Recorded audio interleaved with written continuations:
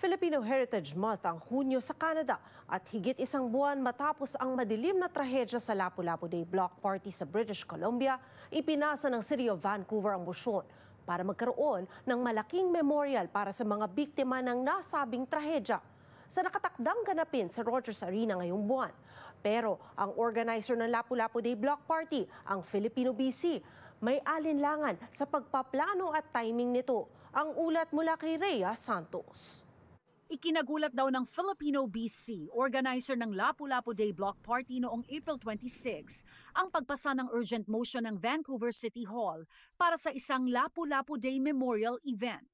Sa inilabas na pahayag Martes ng gabi, sinabi ng Filipino BC na bagamat regular silang nakikipag-usap sa City of Vancouver, di sila bahagi ng steering committee na nagpaplano para rito. Mahalaga raw ang timing ng event at ang boses ng mga apektadong pamilya at mga komunidad hinggil dito.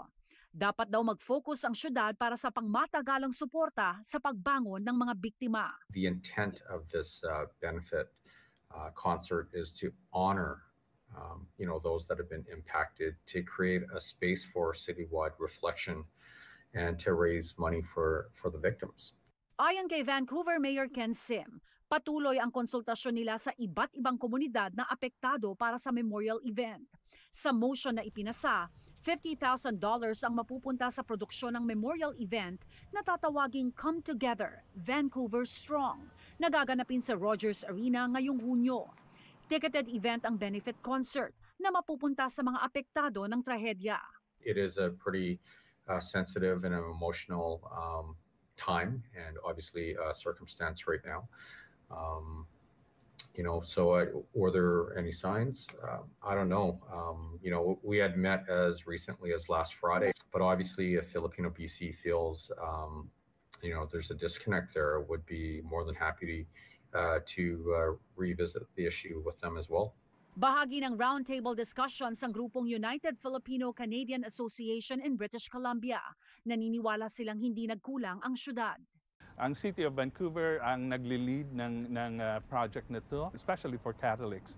You do things after 40 days of mourning, right? And that was one of the things that was asked for. Timing-wise, I don't think the city was remiss in consulting the community. Sa pahayag na ipinadala ni BC MLA Mabel Elmore na katuwang ng Filipino BC sa Lapu-Lapu Day Block Party, sinabi nitong present ang Filipino BC, si Mayor Sim at ang kanyang staff, at ang iba pang stakeholders sa pag-uusap at paghahanda para sa benefit concert. Nagpasalamat din ito kay Sim at sinabing ang inisyatibong ito ng syudad ay makakatulong sa pagbangon ng komunidad. Sa huling pakipag-usap ng Omninews kay Elmore, sinabi nitong di mangyayari ngayong Hunyo ang benefit concert. Rhea Santos, Omninews, Vancouver. Samantala, nagpadala ng pahayag sa Omninews ang chair ng Filipino BC, RJ Aquino. Bagamat nasa community roundtable discussion daw sila kasama ang syudad, di raw kinonsulta ang Filipino BC sa laman at specifics ng motion na sumentro sa pagkakaroon ng memorial event at hindi benefit concert. Suportado raw ng komunidad, kasama na ang mga biktima at mga apektadong pamilya ang isang benefit concert. Pero di raw ang motion para sa isang memorial event. Masyado rin daw maaga kung gagawin ito ngayong Hunyo. Di raw nakipag-ugnayan ng syudad sa mga biktima at mga apektadong pamilya bago ihain ang motion.